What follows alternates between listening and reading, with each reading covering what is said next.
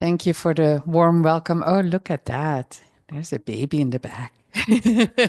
That is great. I love it.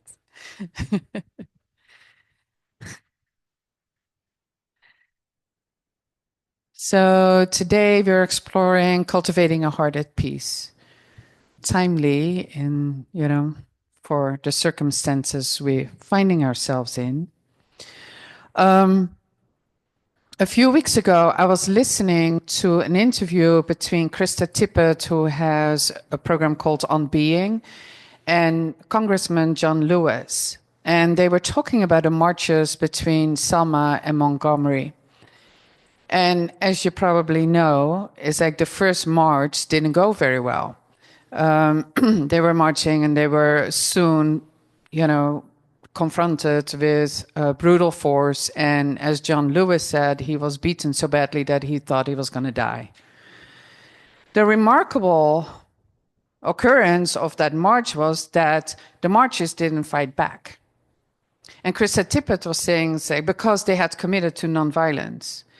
And Krista Tippett was asking John Lewis, like, how is that possible? You know, when you meet with brutal violence, it's like, how can you not fight back? And what he said is, he said, you have to realize we practiced. We practiced at a community. We didn't just go out and march.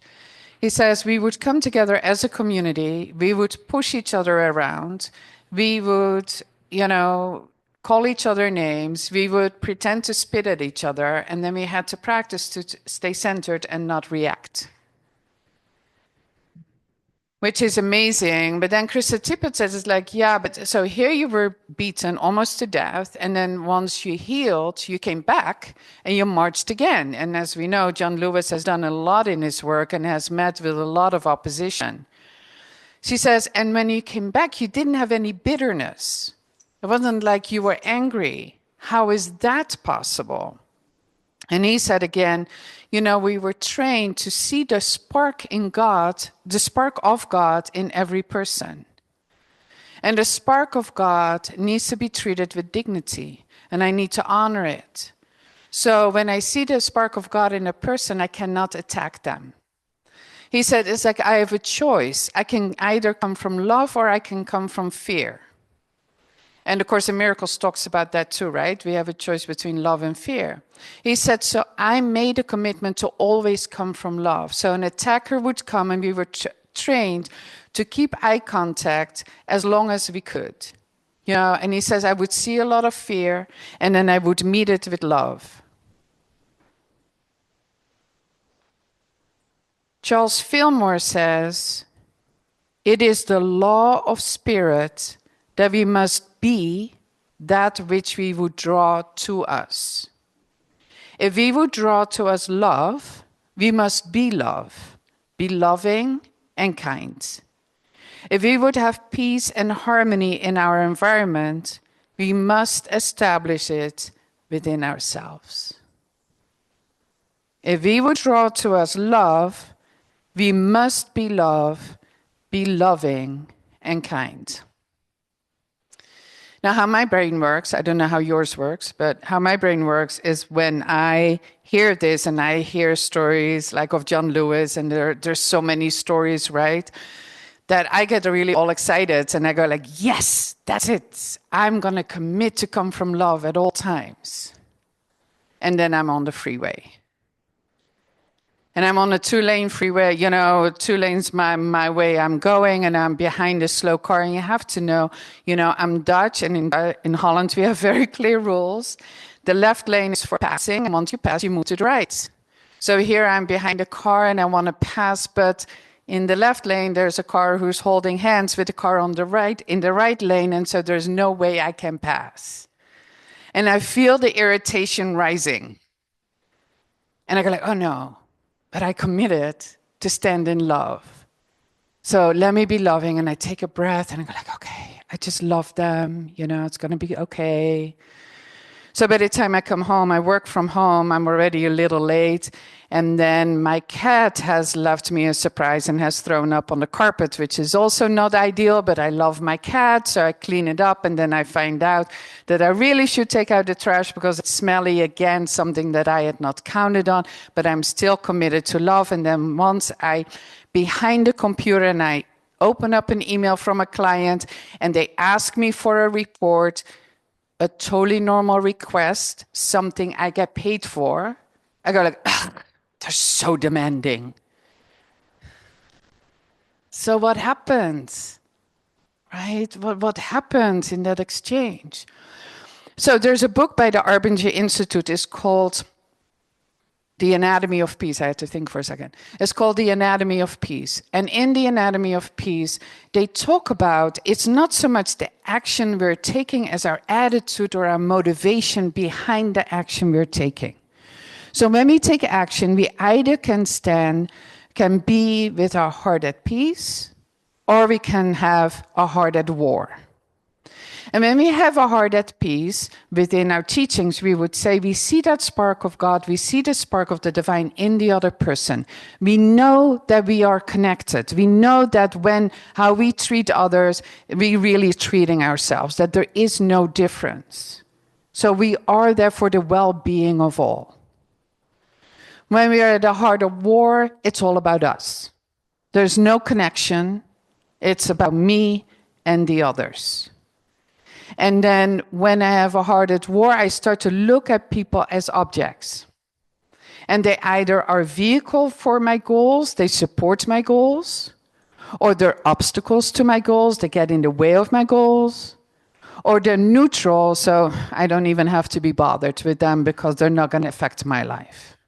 So let me give you an example. Let's say I'm working in a company and I want a promotion. And I'm there with my heart at war. So I see my coworkers and everybody as objects. So I might see my boss as a vehicle. Because if I make a good impression on my boss, they might do a good word for me and I might have a better chance that I get my promotion. Now there's my coworker who also wants that promotion and only one of us can be promoted. So my coworker becomes the obstacle. Because if they're going to be promoted, I'm not going to be promoted. And then there's the other coworker, and they have nothing to do with the whole situation, so I can't be bothered with them.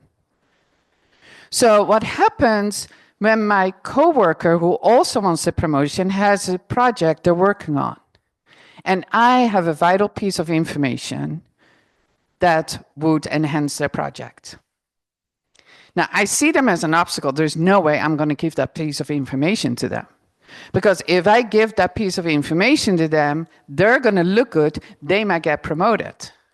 So I'm holding the information to myself. But what I might do is share the information with my boss. Because it's a vital piece of information, so I look really good. And then when I look really good, then I might get promoted. Right? So what happens, when I'm behind the cars on the freeway, and I go like, okay, let's take a deep breath and let's come from love. Did I truly connect with the persons in the other cars in my mind, knowing that, it's all part of divine order and I will be just fine? Or did I want to look good, and I can even have been unconscious, or did I want to look good because I just committed to come from love and I want to be a hero? Now, if I come from I just want to look good, then what I'm doing is I'm suppressing my irritation. My irritation is not going anywhere, it's just suppressed. And then when that starts to build up with some other events that I really don't like, it's going to come out in an odd way. In a situation where that is actually totally normal and I should serve. Now, when I catch myself, because honestly, we live in the place with the heart at war more than we would like to admit, I think. But that's okay. If we catch ourselves, then we're okay. I notice my reaction to my clients, and I go like, okay, this is odd. Something must have happened along the way. Let me shift, right? And I can go back to a heart at peace. Now, but if I don't catch myself, what starts to happen is like I'm out of alignment with myself. I'm out of alignment with the truth of my being. And when I'm out of alignment with the truth of my being and I'm not acknowledging it, I need to justify it. And I start to justify it by making my client wrong. You see, in my mind, I can go, you see, they're always asking for reports at the last minute. If that is true or not, doesn't really matter. I start to weigh every word in their email. They didn't even say thank you in their email. Who knows, what was going on for them. But and again, in the Anatomy of Peace, they have a word for it. They say we start to horribilize what is happening. And I love that word because it describes it so well. We're making things worse. We're blowing it up. Can you imagine somebody looking at your life, taking something totally out of context, and then shining a bright light on it and starting to horribilize it and spreading it, all over the world? I wouldn't want them to do it with my life. They would have loads of information they could do that with. But that is what happens when we start to justify our behavior.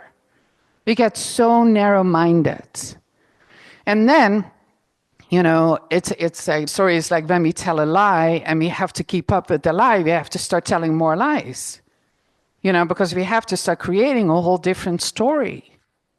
When we ever go back to the truth, it's very clear that our first lie, was already a lie. So when we start justifying, we start to get allies. I start talking to my friends or to my other coworkers or whoever I can find to convince them that I am right. Now, we can have allies who are true allies for us. I have friends that I check in with when I have something going on and go like, am I off here? And they will tell me if I am. And I'm grateful, But that is not the case when we start justifying. We find allies who agree with us. And then it starts to grow. And this is not just a small thing. Because we see it in society, it starts to grow, and then we start to horribilize groups of people. Tomorrow is Transgender Day of Visibility. And it's like over the last months, over years, but especially over the last few months, is that the transgender community has been horribilized. Lies have been told. Allies have been found. It's like we're playing on the fear of people, so they come on board. People are not really well informed. So being at the heart of war, again, is no small thing, because it can start to seep into the culture. And then what happens is that we all swim in that water.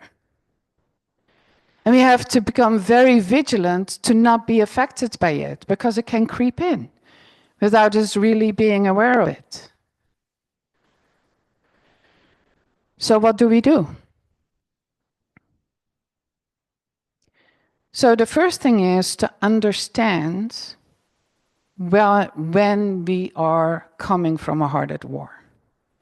Our Vinci Institute talks about, it's like when we come from a heart at war and it starts developing like that as a pattern, we're really boxed in.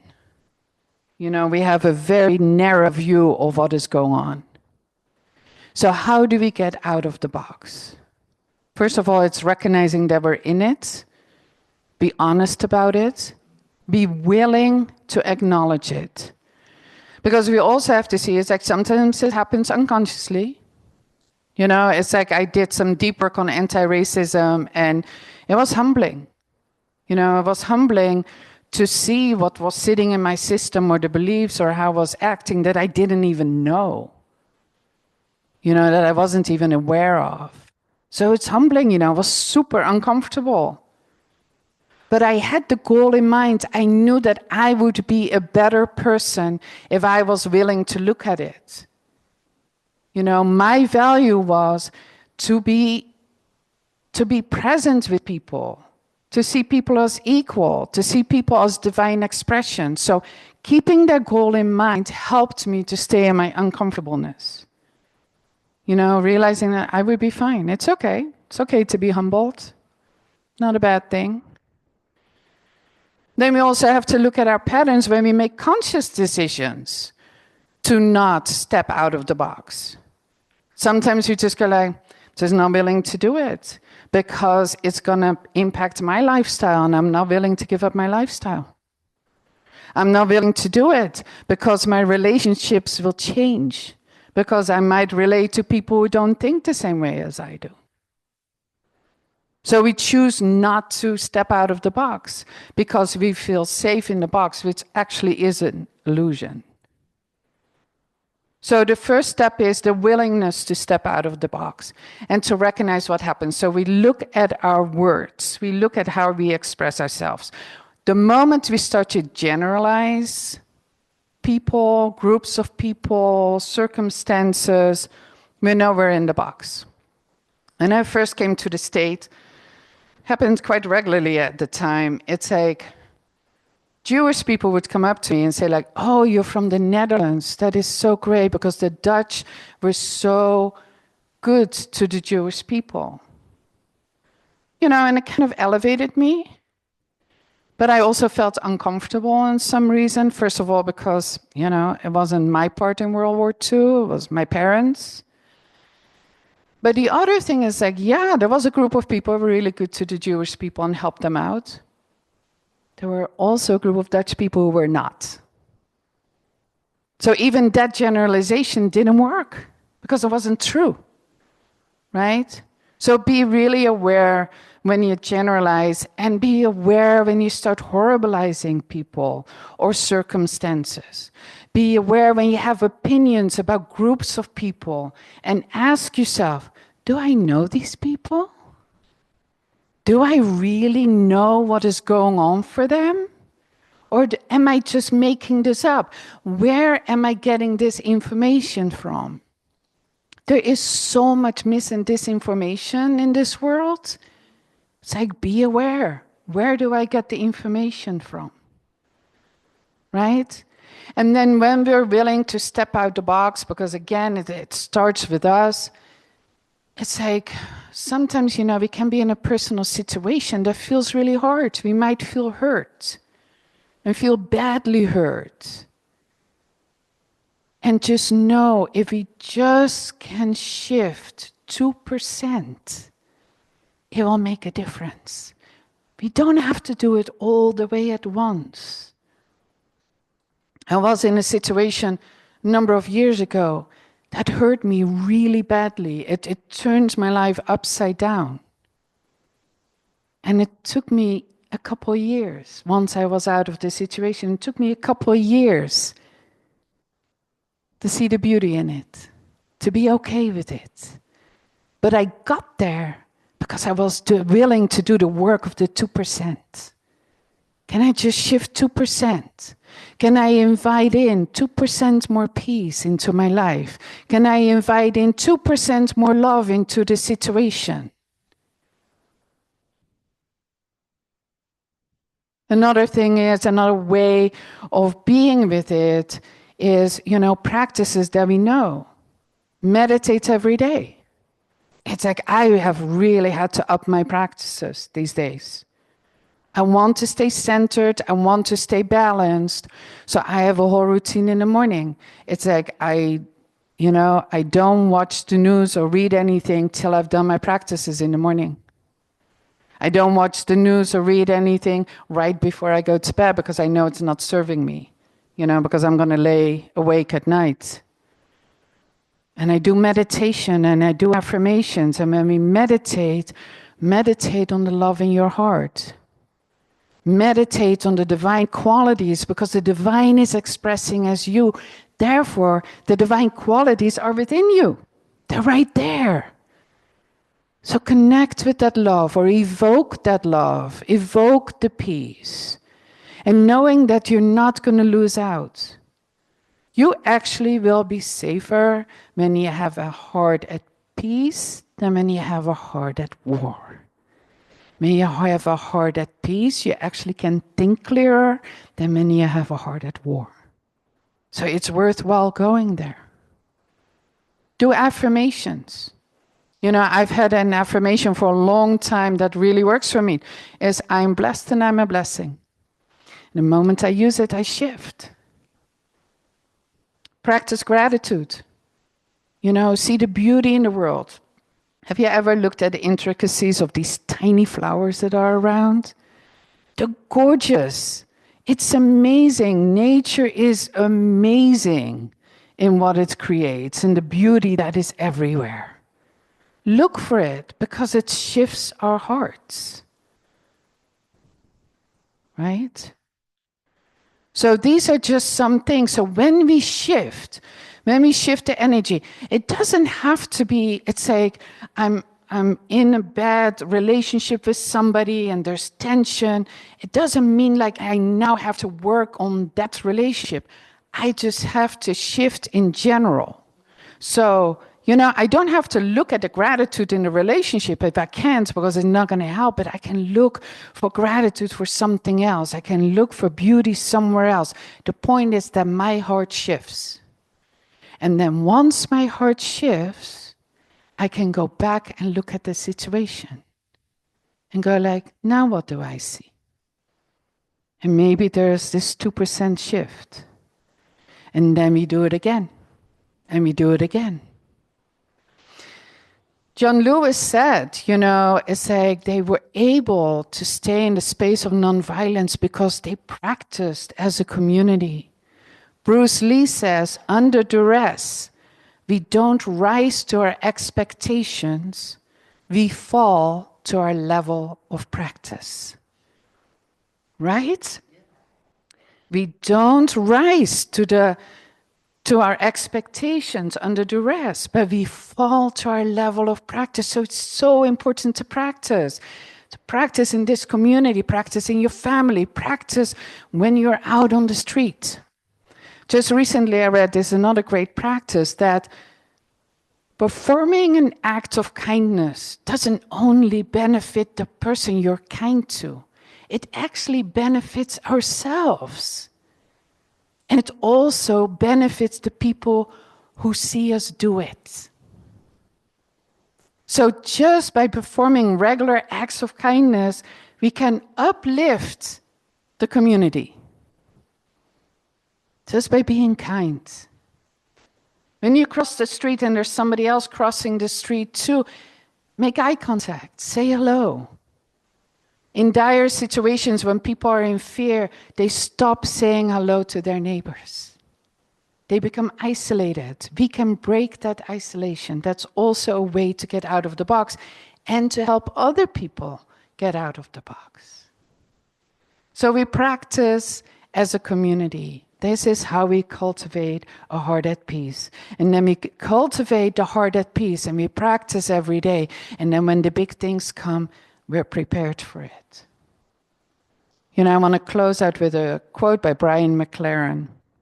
He says, when even 2 or 3 of us gather in the name of truth, honesty, and love, when even 2 or 3 of us gather in the name of truth, honesty, and love, in the name of courage, compassion, and kindness, we find ourselves feeling joined by another presence, the presence of Christ, the way, the truth, and the life. We listen to one another with compassion and curiosity.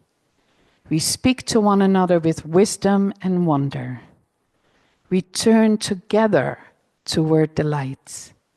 And that helps us create islands of sanity in a world that is losing its mind. Let's pray.